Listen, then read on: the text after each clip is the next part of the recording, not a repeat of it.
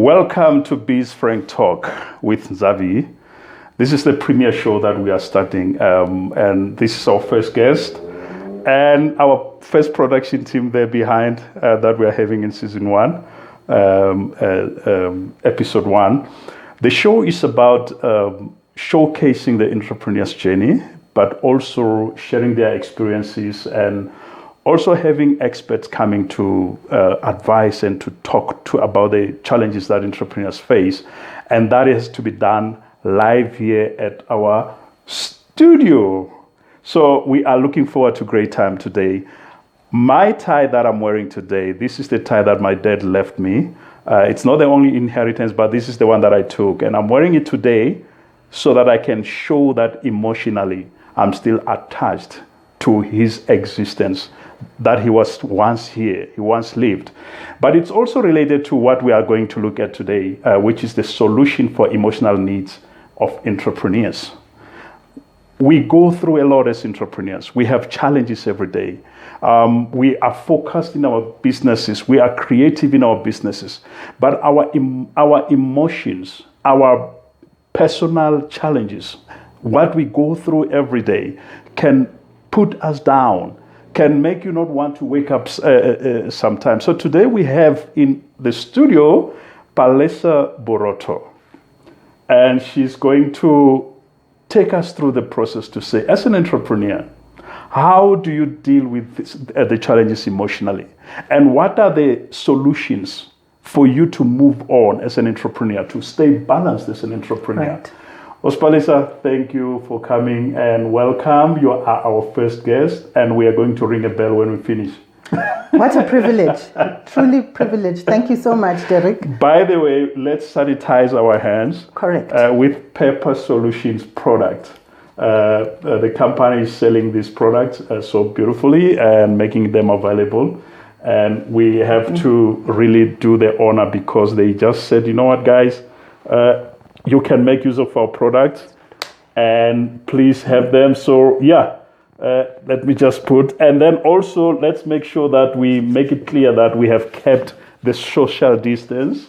As you saw that we took out our masks and all that, so social distance means that one hand must not reach the other person. So when you see the two hands, doesn't mean that. So getting to our today's discussions, Palesa, we are wounded by COVID. Yes. We are wounded by a lot of challenges where small businesses, there's no profit, there's no money coming in. But before we get there, I just want you to take us briefly to say, who is this Palesa that is all over the news, that everybody's talking about? That's very interesting. I would like to find those everybody's that are talking about Palesa. But let me start by saying Palesa is an African woman.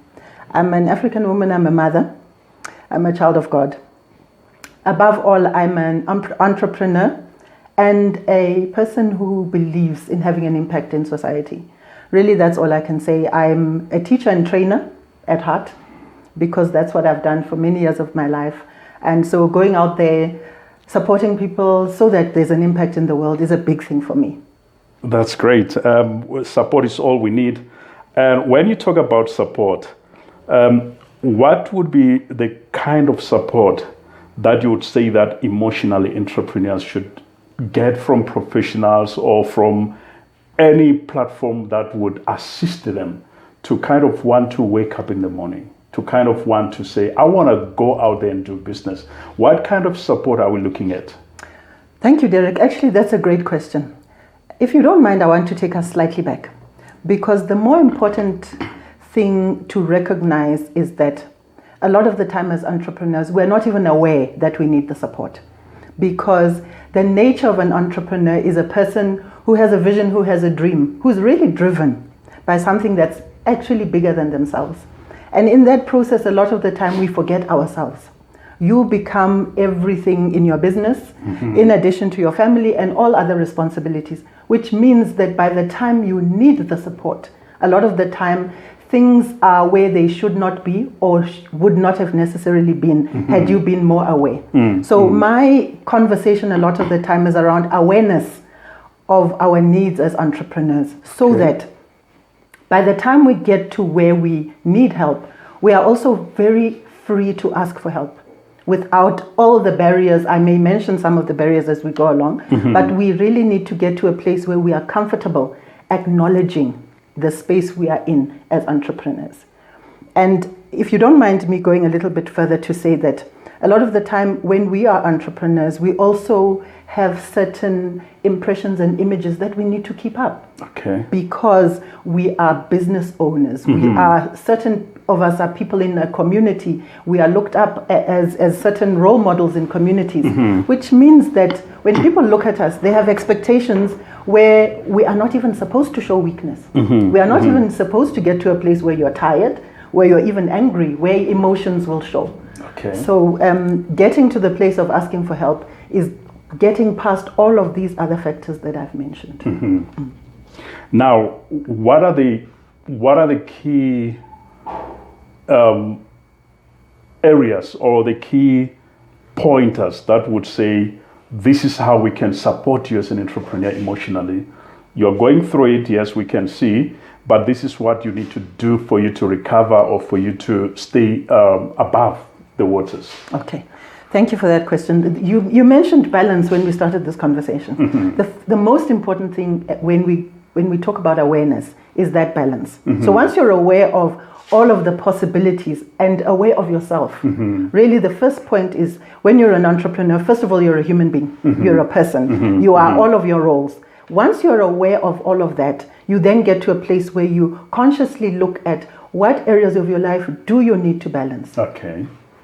And again, this is in an ideal world, right? Because we rush around and we have things to do. But here's a few suggestions. In an ideal world, if we were now balanced and more conscious and aware of who we are as human beings, we would get to a place where we have certain regular activities and habits, for example. Okay. Let me start with a few. The regular checkups, which would be the physical and the emotional checkups, which would mean that at every time, for example, let me talk about if you have a conversation with your PA or people in your office that manage your diary, who would then say, within 6 months, let's look at booking your health checks, your whichever other physical and wellness checks you need to do, and perhaps even just visit a life coach or a therapist just to check in. And that's jumping the gun, but I'm saying where you have regular, possibly scheduled check-ins. Because you are not waiting for the time of a meltdown or a burnout.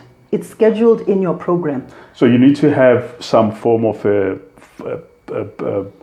program that you can say, okay, for me to, in the next 6 months, this is how I need to do, and I need to revisit this in another 6 months. In an ideal world, yes. That would mean, because you hear what I'm saying, that would mean that we don't get to the place where we are actually burning out. And that's the start of the balance. And I'm saying in an ideal world because a lot of the time it doesn't happen. But here's where I want to also go back to. As an entrepreneur, in order to get to that place where you're scheduling and you have these plans, you need to have a program, a personal development program that says, I am the business. In order for the business to be healthy and grow, I need to be healthy and grow. Okay, as a person. As a person. Okay. Because here's the other case scenario, and I know I'm diverting, but I think this is important. Here's the other case scenario where you run the business and you run yourself down.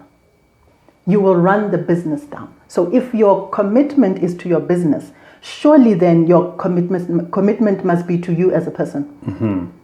Right. Now I'll go back to your balance and your management.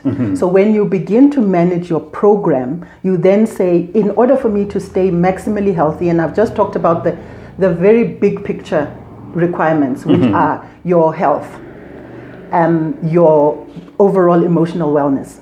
Then we talk about on a day-to-day basis, your daily activities, which will then include your healthy habits, your, let's say, exercise. I know I might be preaching to the converted, or I'm converting other converts who might not be aware of this, but exercise is key. You work hard until all hours of the day. I think I try also because I think, much better Okay. Yes, and maybe we'll have a conversation about scheduling, and I'll be your accountability partner. No, I'll welcome that. I'll welcome that. Right. Yeah. But in addition, nutrition. We don't talk about this enough as entrepreneurs. And I really want to address us directly to say, when we are busy, I was reading an article, preparing for this interview, I was reading an article that said that entrepreneurs are undernourished, over-caffeinated, and exhausted. Those three words came up. And for me, it was striking. Because what it means is that process that says you are your business, you are actually running it into the ground. You're saying, it's okay, I'm going to run like a hamster on a wheel until I flop. But remember, this is your business. So what you're saying, what I'm picking up is that emotional breakdown does not just happen overnight. No, that's very true. It's something that if you don't observe yourself, you don't observe your habit, your eating habit, your exercise, your relationship, and you mentioned something very important, your personal development. Exactly. And you might end up crashing. Yes. And when you crash, you think that, hang on, how did it happen? But you were not monitoring, diarizing your life going forward. I think that is a good take home. That's a good way we can end the show, actually. But let's continue. If you'll allow me, I have a few more points. No, let's continue. We still have more time. Yes. The one entrepreneur I can imagine watching and then thinking, but Palesa, the things that you're talking about, nutrition, diet, exercise, and all these things, for me to be consistent and also getting a coach or somebody that I can consult with, it needs money that I don't have as an entrepreneur. What can I do to make it work without having to spend a lot of money? That is a great question, because I've thought of it. And in fact, all entrepreneurs, I'm sure, have been faced with it, where you have to juggle, literally prioritize your business or yourself. And that happens with all of us, because you realize to keep the business afloat, you will make sacrifices. But as I said, let that sacrifice not be you. Coming back to the cost of this self-care.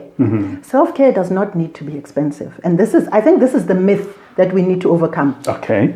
Self-care is really about setting a schedule or a process that says, I'm going to prioritize myself. Let me make it as simple as, on the days that you know that I have a really hectic schedule, at a certain point as an entrepreneur, you have a pattern in your life, right? You will know that there are some days or weeks of the month where I know that my life gets hectic. Before that, surely you can take off an hour. Okay. And I'm telling you, that hour can be a walk around the block. When I say exercise, it doesn't have to be in Virgin Active. Sorry, Sweating I shouldn't have said running. the name. I shouldn't have said the name, but forgive me. Free advert. It doesn't have to be in a formal gym. And I think this is the conversation we need to have more often. I don't have money. It needs for you to be a little bit creative. Okay. And I believe being an entrepreneur actually means you're inherently creative. Otherwise, you wouldn't have been in this space to say, I want to innovate and pioneer and start a new business. Being creative means take a walk. I have done quite a lot of reading around brain health.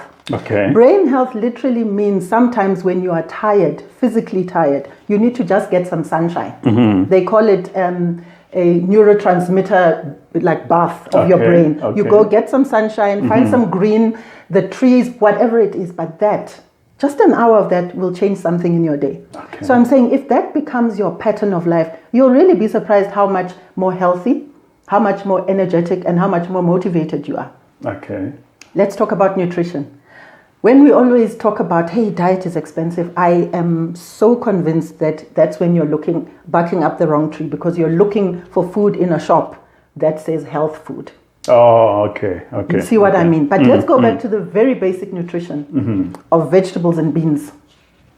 Vegetables and legumes. Okay. Very, very simple. That is the healthiest way you can eat. Your energy is better. Everything about you is better. So as entrepreneurs, can we hold off on the chips and magwinya? And as entrepreneurs, actually, you're bringing a good point, because as entrepreneurs, it means that we can be so creative, and some of these things we plant them in our own backyard. Thank you. Now you're hitting two birds with one stone. Yeah, when you have excess, you then sell it.